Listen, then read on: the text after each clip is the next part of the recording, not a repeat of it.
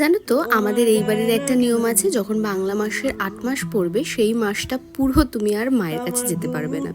তো এই মাসটা আমার যাওয়া হয়নি, আর মায়ের কাছে না গেলেই না আমার মনটা খারাপ করে। আর বলে না, কপাল খারাপ থাকলে যা হয়।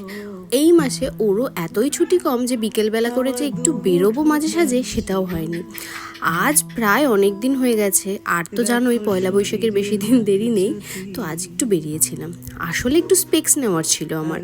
তো এখানে আমার তো পছন্দ হয়নি, সেই জন্য ওরটা নিয়ে নিলাম, ওর জন্য একটা কম্পিউটার গ্লাস নেওয়া হলো।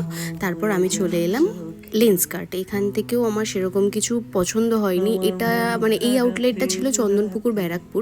তো আমি ভাবলাম নেক্সট ডে কিছু নেওয়া যাবে। আর দেন আমার তো প্রোটিন শেকটা শেষ হয়ে গেছিলো, তো আমি দুটো নিয়ে নিয়েছিলাম, দুটো করেই নিয়ে নিই যাতে অনেক দিন স্টে করে। একটু চাউমিন নিয়ে এসেছিলাম, আর ওই দোকানটা থেকে একটা নেল পলিশ, লিপ বাম আর একটা রোল অন নিয়ে এসেছিলাম। আর আমি না এখন বাড়িতে এসে সবসময় চাউমিন ফাউমিন খেয়ে থাকি, আর নেল পলিশের কালারটা